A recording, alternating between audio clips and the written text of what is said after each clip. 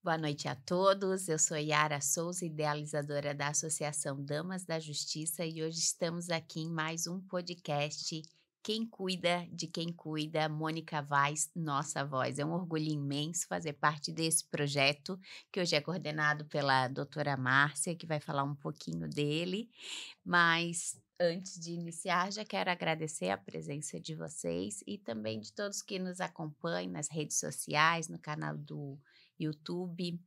Doutora Márcia, fala um pouquinho do nosso projeto. Quem cuida de quem cuida? Boa noite a todos os ouvintes, a doutora Yara, aqui, né, na pessoa do Dama Justiça, doutora Giane Belo, Ricardo, psicólogo.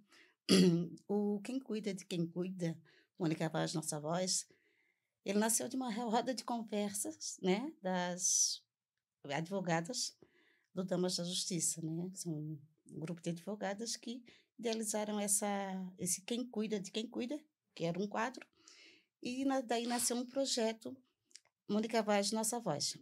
Mônica Vaz foi uma advogada militante na área da violência doméstica e também é militante na área da família para mães solos, né, para mães solos. Ela defendeu bastante essa temática, trabalhou bastante com essa temática, trabalhou no OAB por Elas, prestou esse serviço também no OAB por Elas, prestou também outros serviços voluntários voltados à comunidade, à sociedade. E, infelizmente, em outubro de 2023, Mônica Vaz veio a óbito. O Damas da Justiça, muito gentilmente, na pessoa do doutora Yara e das membras, resolveram ter um olhar voltado para essa temática, para essas advogadas, essas mulheres, né? E mulheres em geral, que são vítimas de violência doméstica. E hoje nós estamos aqui dando continuidade ao legado de Mônica Vaz. Mônica Vaz foi minha filha, minha única filha, né? E a quem eu rendo muita saudade. É bem importante mencionar todas as vezes o porquê nasceu um projeto, né? Para deixarmos bem evidente a questão do legado. Eu acho que todos os dias, quando até me olho no espelho, eu penso, eu quero ser uma história digna de ser contada. E hoje, em todos os episódios, contamos um pouquinho da história da Mônica, justamente porque é uma história digna de ser contada. E passando, queremos conhecer um pouquinho dos nossos convidados de hoje. E doutor, se apresente. Mais uma vez, muito prazer, muito boa tarde a todos que nos escutam. É um grande prazer, fiquei muito contente com o convite que a doutora Giane fez. Prontamente aceitei e espero que a gente possa construir uma conversa agradável e de auxílio a todos aqueles que nos escutam, direta e indiretamente. Então, eu sou o Ricardo, eu sou psicólogo, atualmente, né, atuo no Tribunal de Justiça de Santa Catarina e também tenho atuação dentro da clínica, psicoterapia, né? Enfim, então meu trabalho hoje é mais voltado tanto no atendimento clínico como na parte jurídica, né? Junto ao Tribunal de Justiça. Muito obrigada por estar aqui conosco e compartilhar um pouquinho, né, da sua história, da sua Uhum. vivência, do seu trabalho, do seu conhecimento. Muito obrigada. Doutora Giane. Boa noite, boa noite a todos que nos ouvem. Márcia e Yara, é um prazer muito grande estar aqui com Damas da Justiça. Agradeço essa oportunidade imensa. Agradeço ao doutor Ricardo por ter vindo. Sabemos o quanto é atribulada a vida hoje. O doutor Ricardo não está morando em Florianópolis e veio especialmente até nós para realizar esse podcast. E parabenizo a iniciativa da Márcia, a Marcinha Lamego, por falar da filha, né, por trazer a história dela, o legado dela, da Mônica. Então, que essa voz sempre ecoe e nos ensine a importância da vida. E não por outro motivo, estamos aqui hoje pela valorização da vida. O meu nome é Giane Belo, Giane Brusque Belo.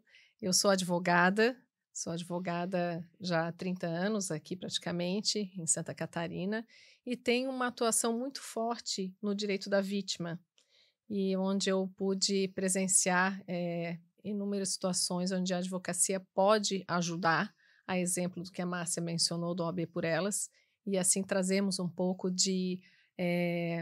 mais de amenidade à vida já tão difícil das mulheres em situação de violência. Então, mais uma vez, parabenizo a Yara pela iniciativa do Damas, que busca sempre ajudar as mulheres com vulnerabilidade, a Márcia, que no legado, na intenção de trazer o legado da própria filha, da Mônica, nos abre essa oportunidade de falarmos sobre a vida e a importância de ajudar.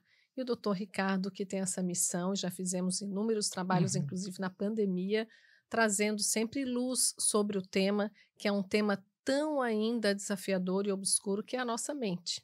Não é? Doutora, muito obrigada também por estar aqui. Sou suspeita em falar da doutora, que a admiro. Eu digo, a ambiência na nossa vida é tudo, nos cercar de pessoas que fazem o bem, que buscam sempre acolher o outro, isso não tem preço, né, doutora Márcia? Eu digo, e até a sua história também, a gente usar a dor e transformar em amor, sabendo que pode atingir outras pessoas, né? Então, isso é sensacional.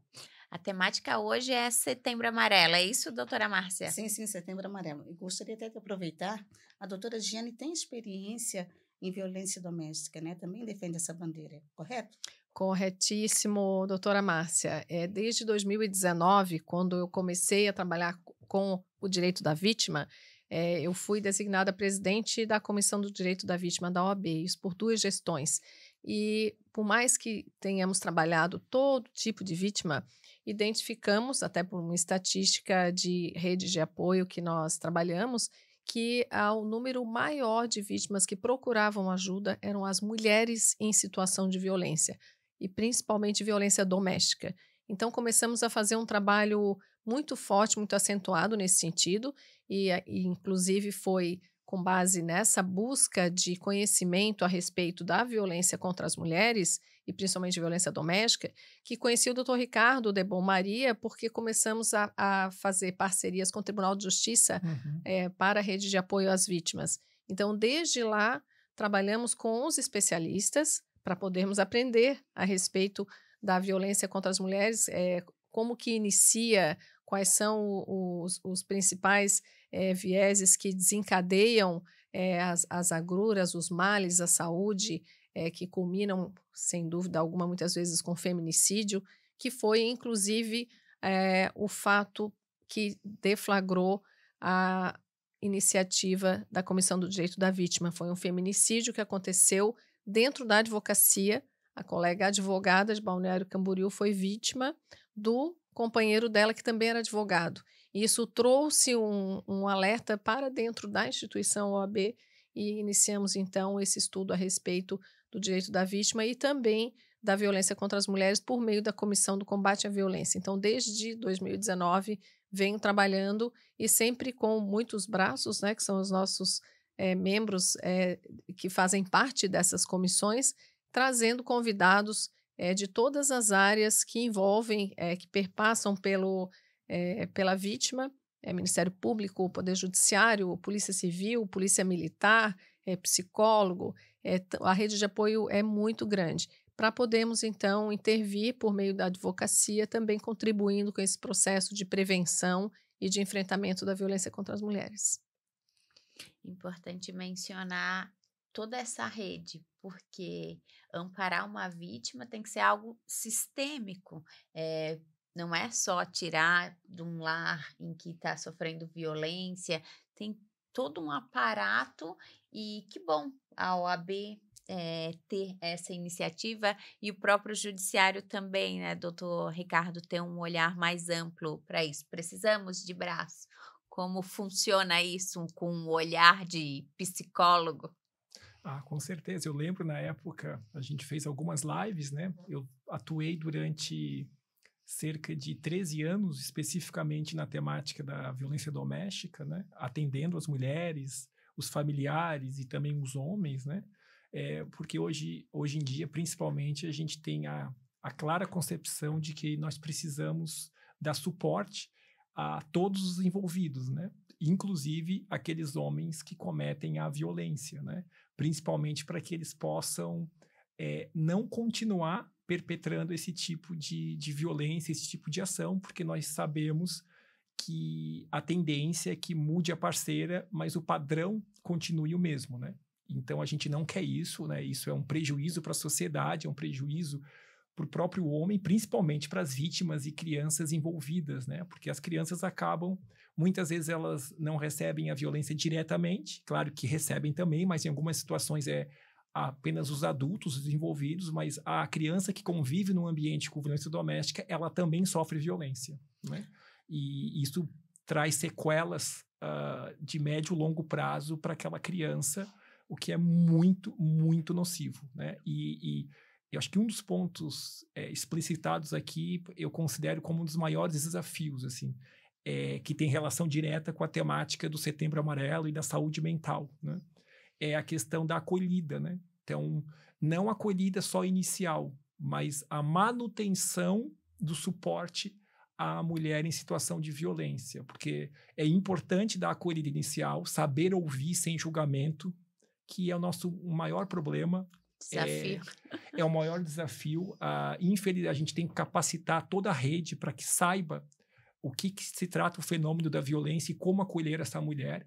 Nós ainda vivemos numa sociedade com diversos paradigmas, vieses, mitos e preconceitos que atrapalham diretamente, né, nessa concretização do suporte à mulher naquela situação que ela está num processo de vulnerabilização imensa, né, adoecimento mental não raro, e não adianta tu dar o suporte durante uma semana e depois a rede desaparecer. Então, a mulher precisa e a família precisa de suporte a médio e longo prazo. A nossa legislação, inclusive, foi modificada e hoje consegue amparar um pouco mais também, prevendo essas questões todas, né? E é um grande desafio, com certeza, porque envolve várias pessoas e vários profissionais e várias instâncias, né? Da polícia, do judiciário, da advocacia, e todos precisam trabalhar numa sinergia, né? O doutor mencionou da questão da criança, o filho ali, não sofrer a violência diretamente, mas eu falo, mas sem um conhecimento técnico, acredito que vamos crescendo e vivendo por modelagem. Com Então, certeza. talvez uma criança que esteja vivendo naquele lar ache normal o que está acontecendo e vai acabar repetindo.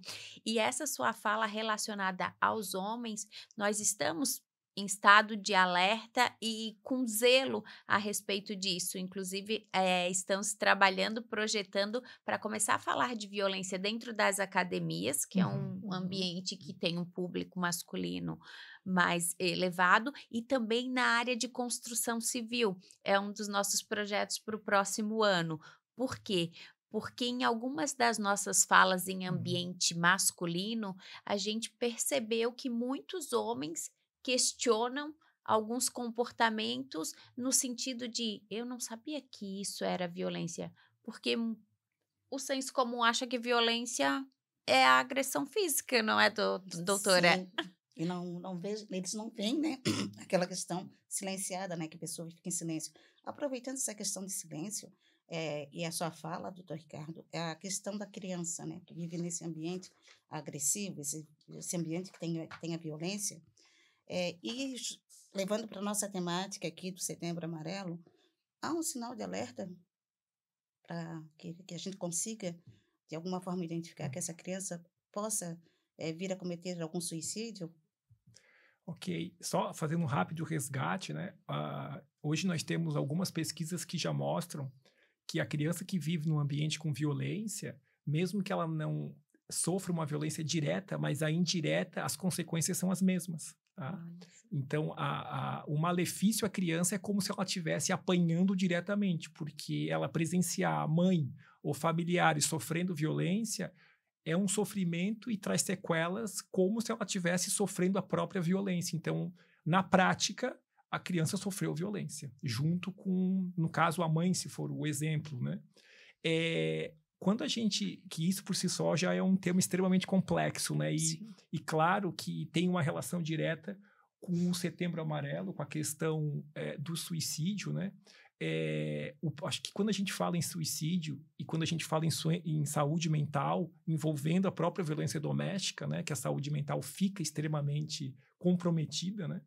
eu acho que o principal fator é a gente estar muito atento para o comportamento das pessoas que estão ao nosso redor, tá?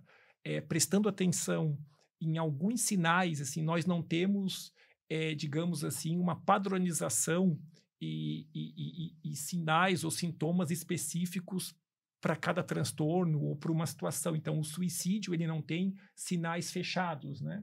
Mas existem sim alertas que a gente precisa ficar muito atento.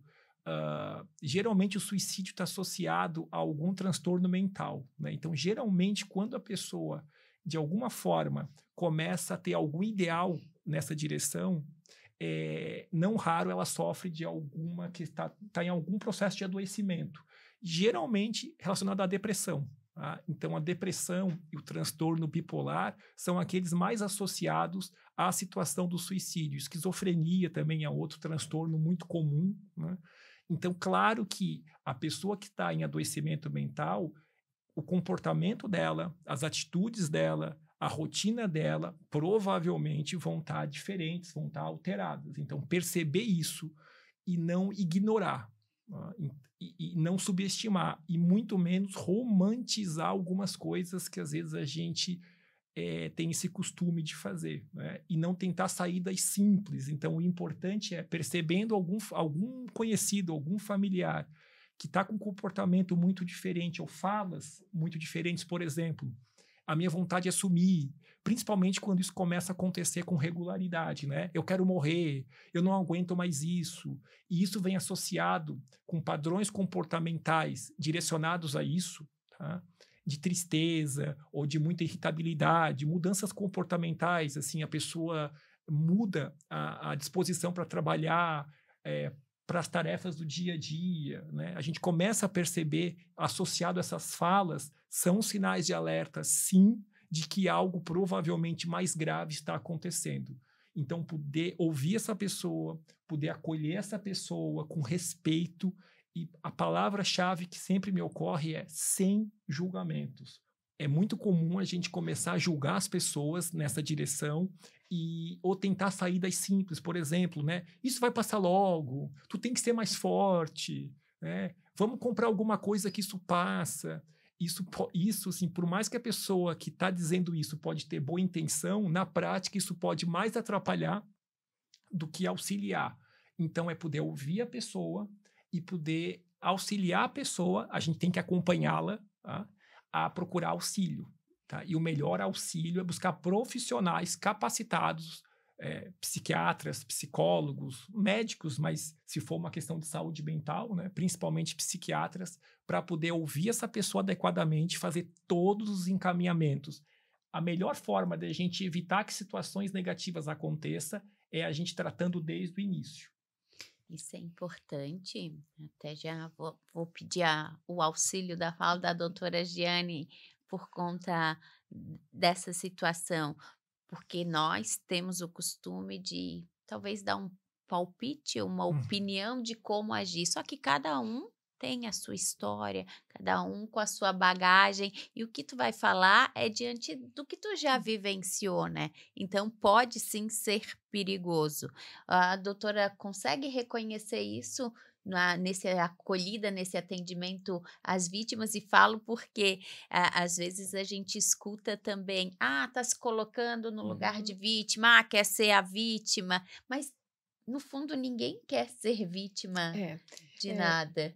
Na realidade, assim, a complexidade é muito grande dentro desse contexto, e há um tempo atrás eu ouvi, acho que até na época da pandemia, na época que nós fazíamos bastante lives, doutor Ricardo, dentro desse aprendizado, que essa tendência de entrar num processo introspectivo, que já é uma situação de depressão, e ali começar a ter esses ideais, como o doutor mencionou, eu tenho que acabar logo com essa dor, eu tenho que acabar com a minha vida, que são essas percepções, esses sinais, há uma tendência de quem está por perto tentar minimizar um pouco esse sofrimento, trazendo aspectos positivos da vida dessa pessoa. Então, a exemplo, essa situação de desespero, essa situação de dor, ela não escolhe também classe social, ela não escolhe estilo de vida, se a pessoa está desempregada, ou se ela tem uma condição financeira ruim, ou se ela está com alguma doença, não necessariamente. Então, às vezes, uma pessoa saudável, bonita, bem-sucedida, pode também estar suscetível a ter, por alguma razão dela, esse processo já no introspecto, e há uma tendência, e isso eu ouvi há muito tempo atrás, que a nossa fala, digamos, a fala de quem está acolhendo ou da família pode ser no sentido de dizer: mas você é uma pessoa que tem tudo, olha só a sua vida, você é bem-sucedido, você tem um carro ou uma casa, uma família. Na medida em que você traz mais aspectos positivos, pode gerar até um reflexo negativo, porque a pessoa se sente, inclusive, culpada. Pensa, poxa, eu estou, né, achando que a minha vida não tem valor e olha tudo que eu tenho. Então, minha vida realmente não adianta mais, porque eu não, diante de tudo isso que eu sou, que as pessoas me veem, eu ainda tenho esse sentimento, então realmente não tem mais solução para mim. Então, que na realidade, ao invés de tentar mostrar que a pessoa está errada por estar sofrendo, você tem que indicar um caminho de cura. Perfeito. Por meio de um profissional. Lidar como uma doença mesmo. Né? Ali o mais importante, excepcional exemplo, em vez de a gente querer ter uma resposta que vá resolver o problema, porque isso ali é praticamente impossível por se tratar de um adoecimento mental, então a gente não vai resolver aquilo com 10 palavras, né? O principal ali do familiar, por exemplo, ou de qualquer pessoa que esteja junto, é poder mostrar para o outro: eu estou aqui, eu estou te ouvindo, tu não tá sozinho, tu não tá sozinha, eu vou te auxiliar. Isso é o principal naquele momento, é essa vinculação positiva, essa escuta ativa. Isso. De não querer trazer respostas prontas, mas deixar claro: tu não estás sozinho. Eu estou aqui contigo e a gente vai caminhar junto e nós vamos conseguir encontrar uma forma de resolver isso, e a melhor forma é fazer o encaminhamento para começar a tratar isso. Exatamente. E tem resistências e a gente vai trabalhar as resistências porque é natural, mas é importante superá-las. Tá? Então, respondendo mais diretamente a pergunta da Yara, na questão do acolhimento, quando nós estamos lidando com as vítimas, é mais perceptível. Por quê? Porque, primeiro, a vítima foi procurar um auxílio. Ela está ali com o advogado naquele momento, procurando ajuda, dizendo de uma situação que ela não sabe ou não consegue resolver. Pode ser ligada à questão de violência. Geralmente, na nossa área de atendimento à vítima, por mais que o NAVIT atenda outros tipos de vítima, mas a gente tem um número muito grande de mulheres em situação de violência ou que noticiam a violência de algum ente da família. Então, nesse momento, se eu estou lidando com uma vítima que me procurou e que não sabe como resolver, mas que entende que a vida já não tem solução, que não adianta porque é um sofrimento cíclico, ela entende que é cíclico, ela já procurou ajuda. E o doutor Ricardo falou isso, muitas vezes a ajuda vem naquele momento, mas ninguém fica cuidando daquela vítima depois. Ela faz aquele atendimento ou com advogado, ou vai junto ao Ministério Público, ou é um atendimento pela psicóloga da Polícia Civil, que é uma questão que ela está desenvolvendo na delegacia a partir de um depoimento, mas ela não tem uma continuidade disso. Então, ela não vai sair desse ciclo. Então, penso que no momento que identificar, receber com seriedade, se mostrar entendendo que aquilo realmente é um problema, não minimizar, não dizer, mas olha só, poxa vida, não precisa você ficar assim, olha só quantas coisas você pode fazer. Não somos nós que temos essa capacidade e nem vai ser naquele momento tão superficial de um atendimento que a gente vai conseguir identificar e dar uma solução, como diz o doutor Ricardo. Então, a gente consegue identificar sim, e o melhor encaminhamento numa visão acolhedora, até mesmo no olhar, entender e mostrar que de verdade sabe que aquele problema está acontecendo, que é um problema tão grave quanto a pessoa está falando, mas que isso tem que ser resolvido. E buscar, então, uma forma de ajuda e falar: eu posso te ajudar, eu vou te ajudar. É o que ela quer ouvir naquele momento. A situação é de desespero tão grande que ela entende que naquela vida não vai mais ser resolvido. Só terminando com a vida ela vai conseguir achar a solução, porque ela pensa que a dor vai passar. Ela entende que aí naquele momento acabou a dor, né?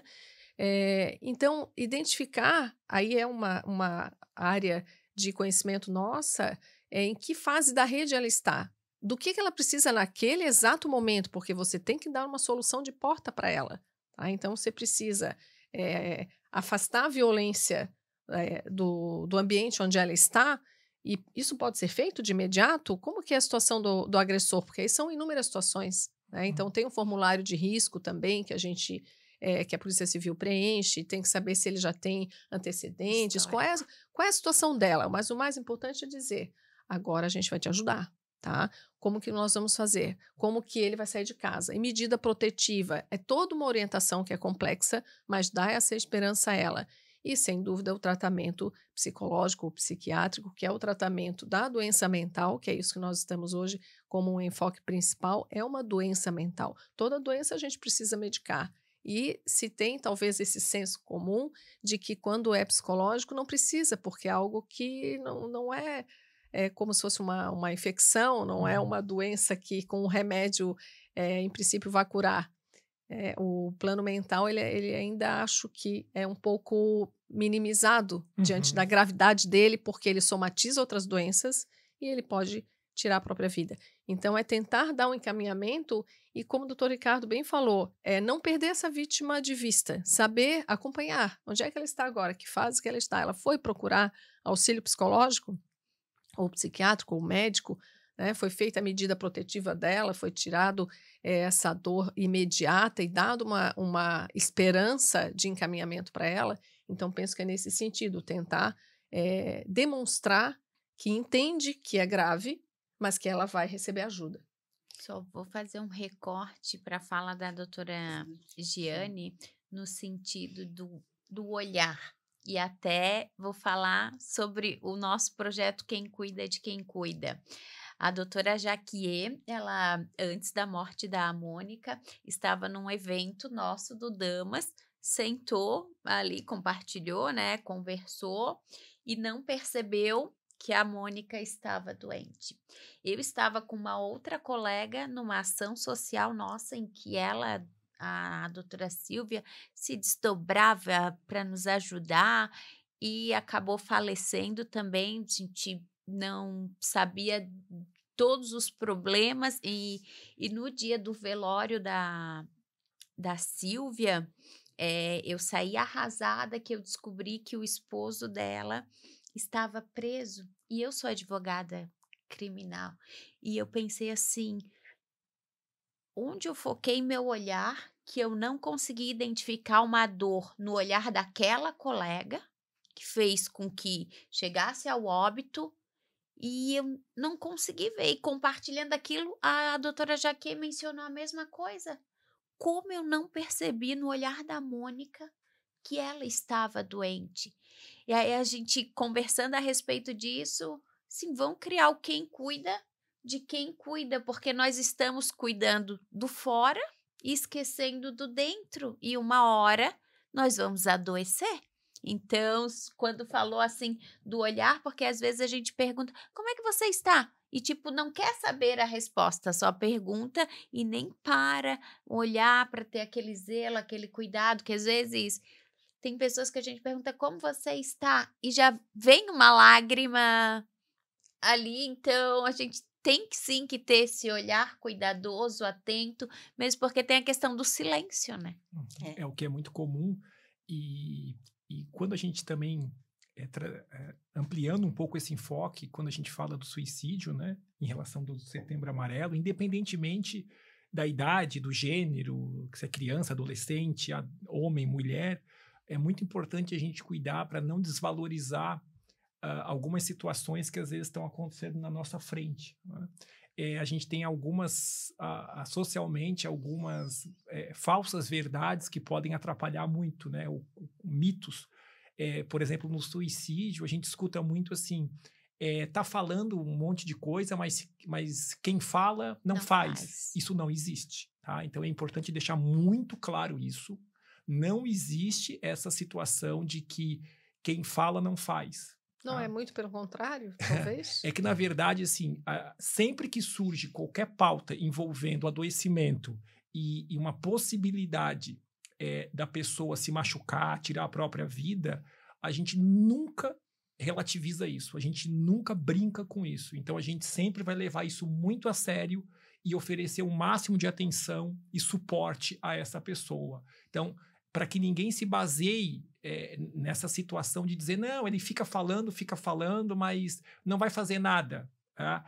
É extremamente perigoso e sim, em muitas situações, faz porque a pessoa vai, de alguma forma, ela vai se habituando e vai flertando com aqueles pensamentos vão se transformando em planejamento e esse planejamento pode começar a ser materializado de alguma forma. Isso é extremamente perigoso. Tá? Então, a gente jamais desvaloriza uma situação como essa, tudo tem que ser levado muito a sério. Tá? Então, esse é um sinal que a gente não deve desvalorizar, a gente tem que dar a atenção, escutar, conversar e fazer o encaminhamento necessário de suporte àquela pessoa. E só resgatando novamente, né, muito cuidado, por mais que a gente esteja bem intencionado, né, não começar, como a gente colocou aqui, dizer coisas assim, tu é uma pessoa forte, tu vai superar isso, né, amanhã tu vai levantar melhor. A pessoa, quando ela está num adoecimento desse tipo, ela não está triste, não é um momento qualquer, ela está adoecida. Esse adoecimento não vai passar de um dia para o outro. Então, é importante que fique claro, quando a gente fala de saúde mental e adoecimento mental, o não fazer nada só leva a uma situação, piora gradativa do quadro. Tá? É a mesma relação quando a gente está com uma doença física. Se tu não fizer nada, a tendência é que aquilo cronifique e piore. Tá? A mesma situação com a saúde mental. Tem que ter uma intervenção qualificada de suporte àquela pessoa para que ela possa ser auxiliada a lidar. E a pessoa que está em adoecimento, ela começa a ter algumas características como distorções cognitivas. Então, o pensamento e a forma que ela enxerga a realidade provavelmente não é a mesma que uma pessoa que não está adoecendo enxerga. E essa distorção cognitiva, ela começa a ficar focada muito no que dá errado, muito só no negativo. Ela começa a ter pensamentos fixos, sempre repetitivos. Tá? Então, por isso que, às vezes, algo que para uma outra pessoa pode ser simples, para aquela pessoa que está sofrendo, é algo terrível, é algo muito pesado, porque ela não consegue ter uma flexibilidade mental de buscar outras opções. Por isso que é um adoecimento. Aquilo se instalou no funcionamento da pessoa. E por isso que ela tem que ser auxiliada primeiro com esse acolhimento, primeiro com esse escutar. Né? E a gente tem uma tendência, às vezes, a só querer falar e não escuta. Tá? E o primeiro movimento é escuta ativa, escuta, acolhe, valida o que a pessoa está te trazendo e mostra que tu está do lado dela para auxiliá-la e não para julgá-la ou tentar resolver tudo com saídas fáceis. Eu vou aproveitar a fala do Dr. Ricardo aqui, né, a escuta, a ajuda. Vou aproveitar também a fala da doutora Giane, doutora Yara. E a fala da doutora Giane, no caso, que nós não estamos falando aqui só de gênero hoje, né? Não só violência doméstica, né? Mas sim da vítima, né? E dada essa questão da vítima, dada essa questão também que o doutor falou agora há pouco, em relação de não duvida, escuta, né? O doutor usou uma expressão que agora me fugiu também, mas eu relacionei ao gênero masculino, né? E dado esse fato, o gênero masculino, qual a incidência em relação à mulher e ao homem? Qual que comete mais suicídio? Na nossa cultura, via de regra, geralmente, o homem. O homem tende a concretizar mais, a cometer mais o suicídio, e isso geralmente está associado a uma maior dificuldade do homem de pedir ajuda, de se abrir. Né? Então, ele tenta resolver tudo sozinho. E às vezes, conseguir superar essa barreira é muito difícil. Tá? Então, a gente tem que ter uma atenção triplicada tratando-se do gênero masculino, né? Porque o homem, provavelmente, ele vai ter muita dificuldade, primeiro, para aceitar que ele tem um problema e para entender que esse problema ele não vai resolver sozinho, ele precisa de auxílio. Quando ele começa a ter alguma percepção disso, pode ser tarde demais. Tá? Isso, sim, para questões emocionais e também físicos, né? Os homens, às vezes, sofrem problemas, doenças crônicas, como, por exemplo, o câncer de próstata, né? Porque muitas vezes eles não querem passar pelo exame, ou eles não querem se cuidar, ou quando tem um problema, eles não aceitam o tratamento. A relação é muito próxima na questão da saúde mental também. Tá? E até aproveitando o gancho aqui do Dr. Ricardo, nesses casos do homem, né, que não busca ajuda, porque eu citei um exemplo de quando a pessoa procura ajuda, Sim. e a gente tem que ter esse acolhimento. Geralmente, realmente, são as mulheres, né? Então, nesse caso do homem, tem algum ciclo que se manifesta nessa característica de ir acentuando? Porque o doutor mencionou que vai acentuando, não vai melhorar e, pelo contrário, vai haver piora. Isso a gente consegue identificar algum padrão de comportamento além da fala, porque se eles procuram não falar, talvez tenha um período em que eles falem mais e depois isso vai acentuando, eles vão deixando de falar, ficam num processo mais de introspecção e silêncio, ou adoecem, ou tem algum tipo de sintoma físico. Já tive contato com um caso já há bastante tempo, mas era uma pessoa próxima e que desenvolveu uma espécie de uma síndrome de pânico. Então, quando ele saía de casa, ele já começava a ter tremores, né? Então, usava medicação, mas era assim, ficava no ambiente dele, e no momento em que saía para, enfim, qualquer atividade fora, é como se fosse uma síndrome do pânico. Então, isso a família já sabia que tinha um problema, tomava medicação, mas não foi o suficiente. Ele acabou provocando um suicídio no dia 24 de dezembro, que foi bem emblemático, né? Às vésperas de Natal. E aí também, antes do doutor responder, como que a gente pode identificar na situação de jovens, os mais jovens, os adolescentes, que têm já uma autonomia e que muitas vezes não se comunicam menos ainda do que os adultos, porque tem a barreira da geração, né? Para esse adolescente chegar até a mãe ou até o pai para dizer que tem um problema, é uma barreira. Então, de que forma a gente conseguiria identificar também nessa idade, que é uma idade bem crítica, né, da adolescência, e poder ajudar?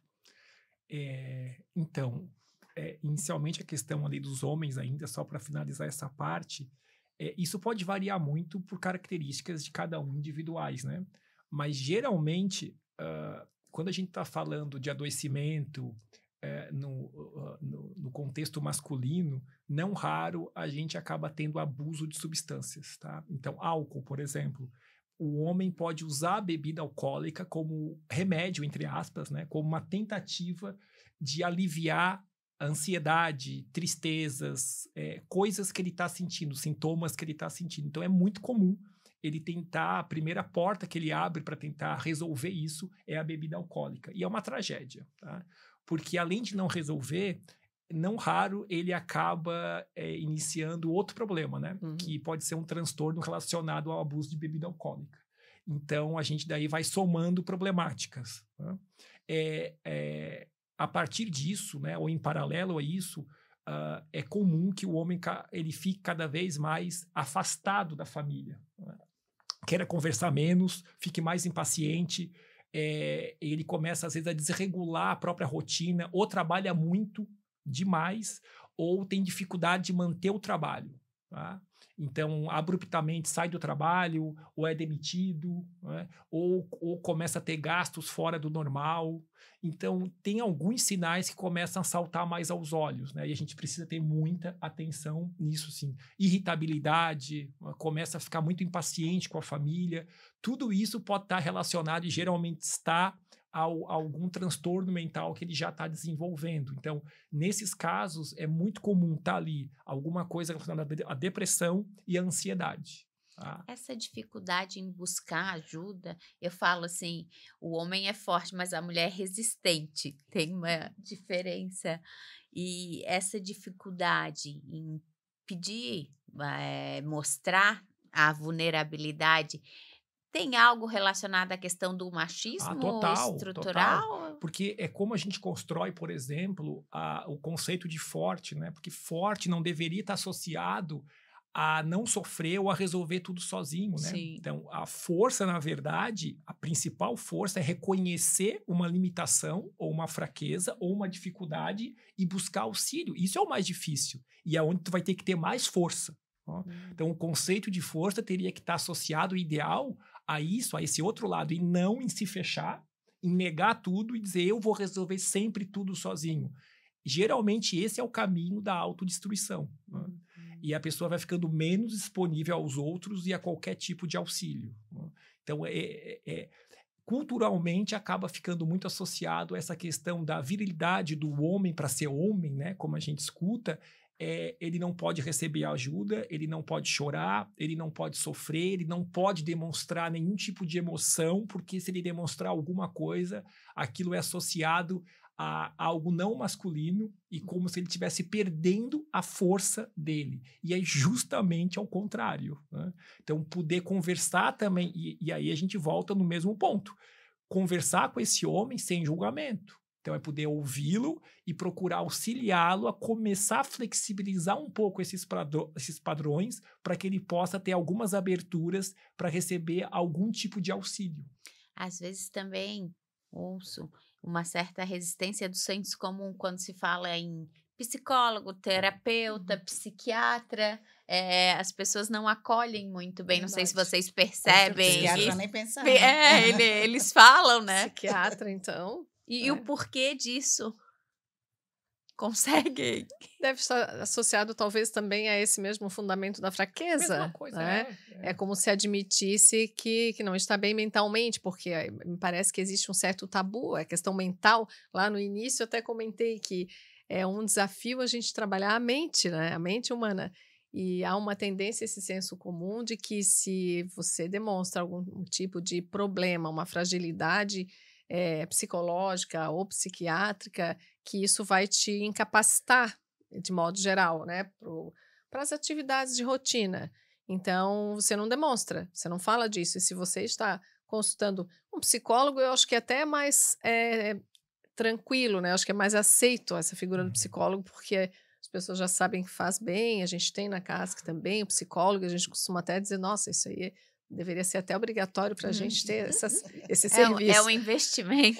Mas o psiquiatra não. Acho que sobre o psiquiatra paira ainda um preconceito, um tabu, porque se eu estou tomando medicação então controlada, que estou frequentando então consultório do psiquiatra, então ela já não está bem. Sim. Então isso já gera talvez uma forma de ter um preconceito, não? Já é como se gerasse uma fraqueza e até mesmo uma incapacidade. Ela não está bem, ela está tomando remédio tarja preta, ela está no psiquiatra, ela não está bem. Então, talvez para a pessoa se proteger disso, desse estigma, ela não fala que está indo no psiquiatra, que nem precisa ir, porque eu não estou doida, não sou louca, quero me colocar no psiquiatra.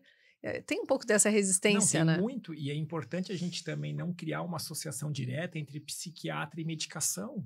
Né?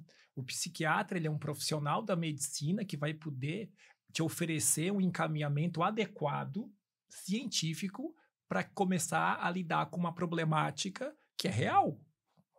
Se for necessário, se o psiquiatra avaliar que é importante adicionar alguma medicação, isso só vem auxiliar. E a medicação no campo mental é repleta de preconceitos também. Assim. Isso é muito paradoxal, porque às vezes a mesma pessoa que morre de medo de tomar uma medicação para ansiedade ou para outra questão, às vezes está ali tomando várias outras medicações para várias outras questões físicas, que são, às vezes, muito mais, podem ter mais efeitos colaterais do que uma medicação que é para alguma questão de depressão ou de ansiedade ou qualquer outra questão do aspecto mental. Né?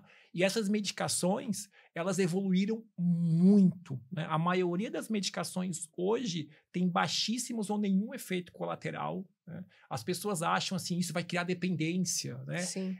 Só assim, para criar uma dependência, só se a pessoa fizer um uso muito, muito, muito inadequado. Né? Com orientação no tratamento, com certeza não vai gerar nenhum tipo de dependência. Assim, o que vai gerar é a pessoa começar a se sentir melhor, começar a retomar o jeito de ser de antes de adoecer, né? Ou seja, ela vai começar a pensar de um jeito diferente, ela vai começar a sentir de um jeito diferente e vai começar a sentir voltar a sua potencialidade, a sua força, né? Para tocar a vida para frente. A ideia do tratamento psicológico, do tratamento psiquiátrico é só auxiliar a pessoa a retomar a própria vida, né?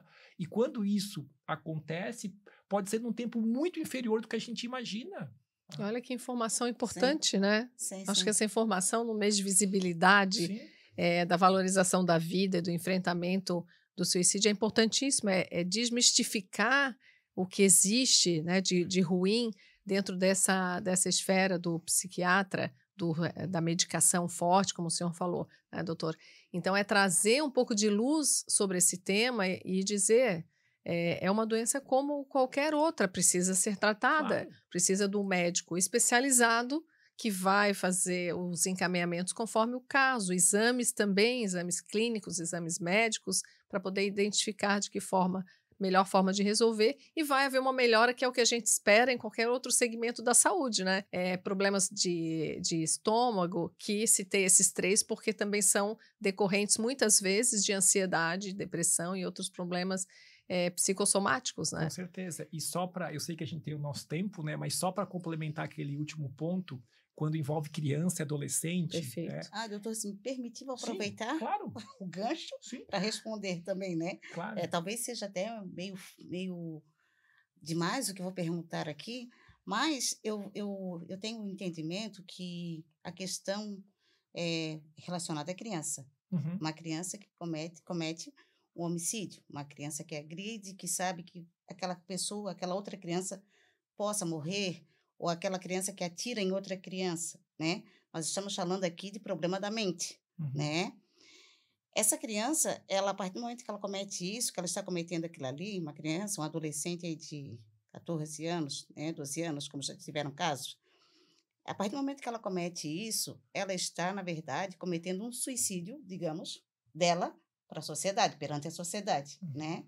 E como que fica essa questão, respondendo aí junto com a pergunta da doutora Giane? Então, primeiro só nessa parte aqui, quando a gente fala de adoecimento mental envolvendo criança e adolescente, que é mais complexo ainda porque a gente está falando de um indivíduo que está em desenvolvimento, né?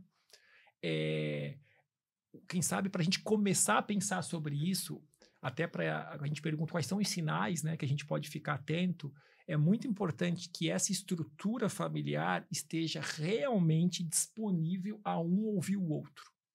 O grande problema, às vezes, e sem nenhum tipo de julgamento, mas pela própria velocidade da vida, é que está cada um tão preocupado com as suas atribulações, né, com as suas responsabilidades, que às vezes falta aquele contato, aquela vinculação que é da família, de um poder olhar para o outro, de um poder sentir o outro e escutar verdadeiramente o outro. Então, eu tenho que estar realmente disponível a escutar o outro, a escutar o meu filho, a escutar a criança, a escutar o adolescente, levar a sério aquilo, prestar atenção nos detalhes, porque senão é muito difícil eu perceber algum sinal.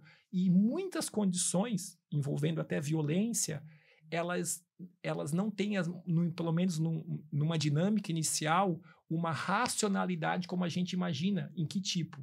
Às vezes, a própria criança que está sofrendo, o adolescente, num primeiro momento, ela pode se esforçar para ocultar a violência ou o adoecimento, por medo, por insegurança do julgamento dos outros, né? Então, ela se esforça para que ninguém perceba. Olha a complexidade disso. Muito. Tá? Então, a gente poder não apontar o dedo, não brigar, mas ter abertura para poder acolher amorosamente e perguntar o que está acontecendo. Eu sinto que tem alguma coisa que não está legal. Vamos conversar e respeitar também o tempo do outro, mas poder estar disponível, isso é o principal. Tá? Quando a gente fala de criança, assim, até uns 10 anos, 11 anos principalmente, a gente percebe, geralmente, qualquer problemática a gente vai perceber primeiro no desenvolvimento da criança através de regressões. Tá? Então, a criança tende a regredir etapas.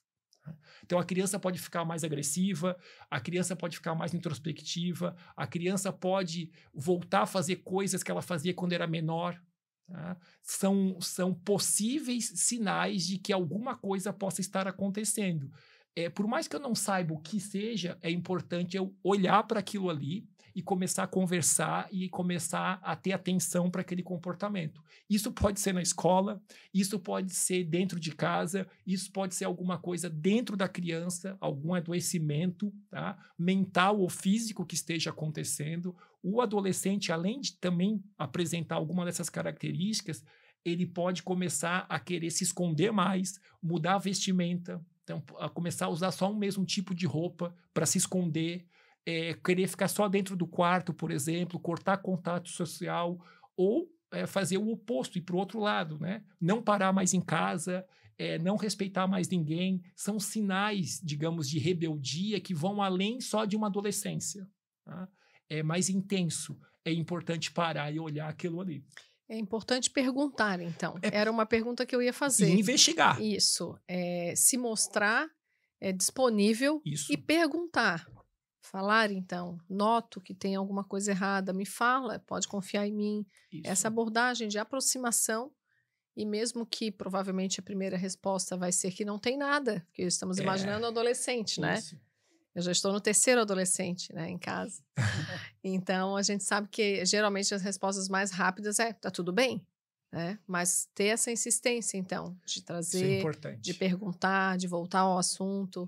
E a gente sabe que não tem saída fácil, ou seja, aquele familiar, às vezes, que está percebendo, ele também pode estar sobrecarregado. Sim. Tá? Então, a gente também tem que ter compreensão por isso. Tá? Mas é importante não desvalorizar esse sinal.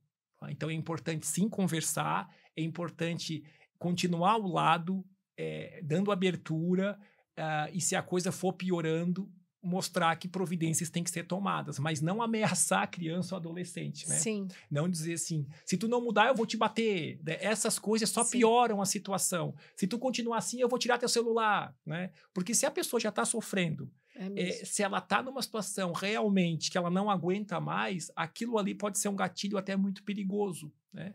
Então, é uma saída nada indicada. Né? E rendimento escolar também deve ser uma métrica, né? Com certeza. Porque se já está afetado psicologicamente... Faltar escola, notas começam a ficar muito baixas, o comportamento na escola começa a mudar, a briga entre os colegas, às vezes até com professores, tudo isso são sinais para a gente não desvalorizar. Assim, são sinais mais claros de que tem alguma coisa acontecendo. Totalmente importante todas as falas, né? E não posso deixar aqui de agradecer que essa fala da doutora Giane, da doutora Márcia, em conjunto aqui, vai chegar, sim, a outras pessoas, graças a um patrocínio que hoje tivemos para esse espaço, né? Corretora Lamegolino, que nos patrocinou hoje aqui. Já estamos caminhando para o fim e eu gostaria de deixar a palavra aberta para deixarem aí um recado de valorização à vida, à importância, não só para a temática do mês, né? Mas eu digo para o cuidado, né? A prevenção e esse olhar compassivo que temos que ter para o ser humano, né? E ser humano de verdade, né? Então, tá aberta a palavra e desde já agradeço, doutora Márcia agradece no final, mas quero que deixem aí uma mensagem àqueles que nos acompanham. Eu vou primeiramente, então, agradecer novamente pela oportunidade de vir falar e fazer uma entrega um pouco, em parte, daquilo que a gente aprende. Eu acho que isso faz parte também da vida e agradecer também ao doutor Ricardo. E como mensagem, geralmente a gente pensa que a gente espera que a pessoa peça ajuda, né? Então, como mensagem que a gente possa ter o olhar primeiro, né? Nessa vida atribulada, cheia de compromissos e cheia de cobranças, que a gente possa lembrar que existe o espaço do ser humano, o espaço das pessoas, e ter esse olhar que você falou antes, né, Yara? Às vezes a gente se culpa por não olhar, mas que a gente possa, então, aproveitar esse mês de visibilidade, de promoção da vida e ter esse olhar e buscar, então, oferecer essa mão e não esperar que a pessoa venha pedir. Vai lá, pergunta, olha para a pessoa, oferece ajuda, esteja disponível. Talvez a mudança precise vir de si próprio, porque a gente também só tem controle quando tem de nós mesmos. Então, que sejamos nós, né, a ter essa iniciativa de contribuir, aproveitar esse mês, que é um mês de visibilidade da vida, e voltar os olhos um pouco para aquilo que está no nosso entorno, os amigos que estão próximos, a família que está próxima.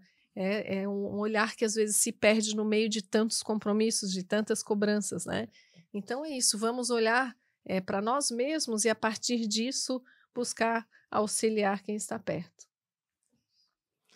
Mais uma vez, muito obrigado. Foi acho que um momento extremamente auspicioso, quando a gente pôde conversar sobre um assunto tão delicado, com tanto preconceito, tão complexo, né? Mas eu acho que a gente deu um passinho importante. E eu estava aqui refletindo agora sobre onde que eu gostaria, assim, de dar alguma ênfase, né? Nessa fala final. A minha compaixão, a minha solidariedade agora vai a todas aquelas pessoas que estejam nesse momento enfrentando alguma dificuldade, que percebam assim que estão em algum sofrimento mental, seja, não importa o que seja, com tristezas, com ansiedade, enfim, com qualquer situação que a pessoa sinta que não é a mesma, né? Se cuide, busque ajuda, busque alguém para conversar, não queira resolver tudo sozinho. Infelizmente, ainda como a gente conversou aqui, qualquer problema de saúde mental tem um grande preconceito e a gente mesmo tem preconceito com a gente, né? Então a gente acha que ninguém vai nos entender, que não vale a pena pedir ajuda. Vale a pena sim, né? É importante se cuidar e graças a Deus a gente tem muitas possibilidades de tratamento hoje que com certeza vão conseguir te auxiliar de alguma forma a fazer mudanças para sair dessa situação. Então, lutar sempre pela ajuda, buscar essa ajuda e não ficar em silêncio. Nesses casos, o silêncio geralmente atrapalha muito e só prejudica. Eu quero agradecer mais uma vez ao Damas da Justiça por ter permitido que hoje nós temos esse quadro, né? O Quem Cuida de Quem Cuida, Mônica Vaz, Nossa Voz. Agradecer também a Lamego Lino, Corretora de Seguros e Previdência, por estar patrocinando, né? Que é o que nos traz os nossos episódios de podcast e somos patrocinadores, né? Agradecer a presença da doutora Giane Belo, Brusque Belo, né? Falando aí da vítima, falando aí da violência doméstica, a presença também do doutor Ricardo, falando aí da saúde mental e trazendo para a gente que o nosso maior bem é a nossa vida e que nós devemos lutar por ela, né? Agradeço aos ouvintes e aguardamos o próximo podcast. Ótimo. Boa noite a todos. Boa noite a todos. Obrigada.